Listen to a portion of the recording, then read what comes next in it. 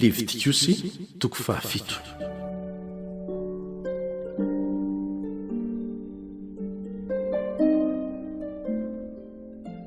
Ary izao ny lalànany amin'ny fanati-panonerana, masina dia masina izany. Eo amin'izay famonoana ny fanatitra dorana no hamonoana ny fanati-panonerana. Ary ny rà dia hatopiny manodidina amin'ny lafin'ny alitara. Ary dia hateriny avokoa ny hofany sy ny saborany rehetra, dia ny safodrorohany sy ny saboran-tsinainy ary ny voany roa mbamin'ny fonom-boany izay eo amin'ny takibany, ary ny ila-atiny lehibe atao indray manala amin'ny voany no fanaisony izany. Ary hodoran'ny mpisorona ho fofona eo ambonin'ny alitara ireo ho fanatitra atao amin'ny afo ho an'i Jehova, dia fanati-panonerana izany. Ny lehilahy rehetra amin'ny mpisorona no mahazo mihinana izany. Eo amin'izay fitoerana masina no hinanany azy, masina dia masina izany. Ho tahaka ny fanatitra no ny ota ny fanati-panonerana, ka lalàna iray no ho amin'izy roa. Ho an'ny mpisorona izay manao fanavotana aminy izany.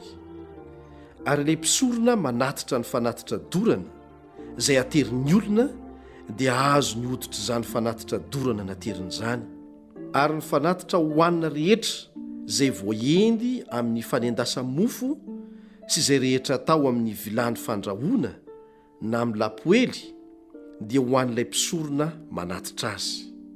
Fa ny fanatitra hohanina rehetra izay voary diloilo na ny maina, dia ho an'ny zanak-arona rehetra kosa, ka hiara-misalahy izy. Ary izao ny lalàna ny amin'ny fanati-pihavanana izay hateriny ho an'i Jehova. Raha misy manatitra izany ho fanati-pisaorana, dia izao no hateriny ho fanampiny. Mofo izay tsy misy masirasira sady voaro amin'ny diloilo, sy mofo manify tsy misy masirasira sady voaosy diloilo, ary mofo atao amin'ny koba tsara toto voaendy sady voary diloilo. Ary miaraka amin'ny mofo tsy misy masirasira, dia mofo misy masirasira kosa no hateriny ho fanampy ny fanati-pihavanana izay ataony ho fanati-pisaorana. Ary hangalany iray avy ny isa-panatitra ho fanatitra asandratra ho an'i Jehova, ho an'ilay mpisorona manompo ny rà ny fanati-pihavanana izany. Ary ny hena ny fanati-pihavanana izay ataony ho fanati-pisaorana dia hohanina amin'ny andro anaterana azy, tsisy avela ho tramaraina. Fa raha fanati-panalam-boady na fanati-tsitrapo kosa no hateriny, dia amin'ny andro anaterany ny fanatiny no hinanana azy, ary ampitson'iny no hinanana izay ambiny. Fa ny sisa amin'ny henany fanatitra dia hodorana amin'ny afo amin'ny andro fahatelo. Ary raha tahiny hihinanana amin'ny andro fahatelo ny henany fanati-pihavanana, na dia kely aza, dia tsy ho raisina na isaina ho an'izay manatitra azy izany, fa fahavetavetana. Ary ny olona izay mihinana amin'izany dia ho meloka. Ary na ny hena izay mikasika ny zava-maloto aza dia tsy hohanina, fa hodorana amin'ny afo. Ary ny amin'ny hena dia izay madio rehetra no mahazo mihinana azy. Fa ny olona izay misy fahalitoana nefa mihinana hena avy amin'ny fanati-pihavanana izay an'i Jehova, dia ho fongorana tsy ho amin'ny fireneny.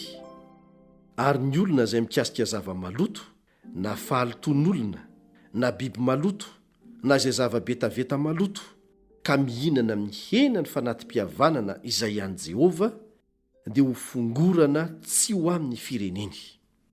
Ary Jehova niteny tamin'i Mosesy ka nanao hoe, mitenena amin'ny zanak'Israely hoe, aza mihinana sabora akory ianareo, na ny an'ny omby, na ny an'ny ondry, na ny an'ny osy.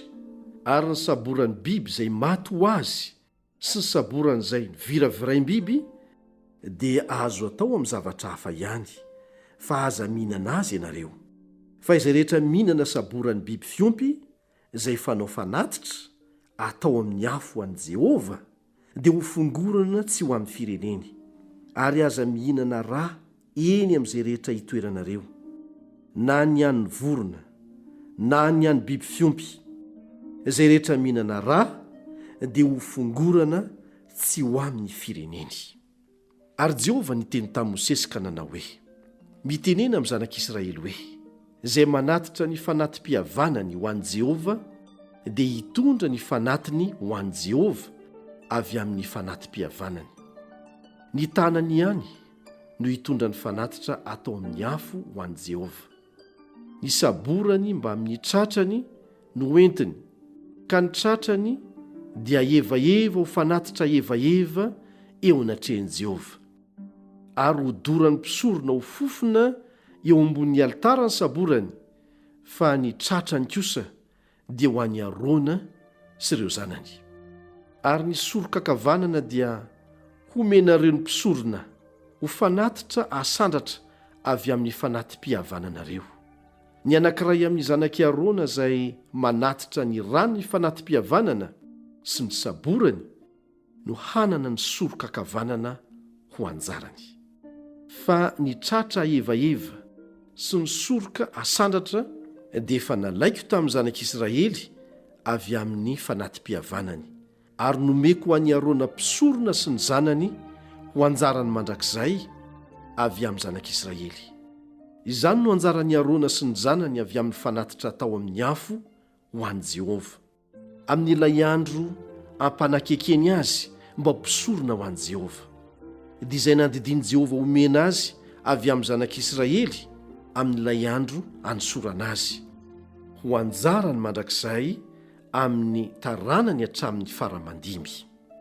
Izany no lalànany amin'ny fanatitra dorana sy ny fanatitra hoanina sy ny fanatitra noniota sy ny fanati-panonerana sy ny fanati-panokanana ary ny fanati-pihavanana, izay nandidiny Jehovah ny Mosesy tao amin'ny tendrombohitra Sinay, tamin'ny andro izay nandidiny ny zanak'Israely hanatitra ny fanatiny ho an'i Jehovah tany an'efitra Sinay.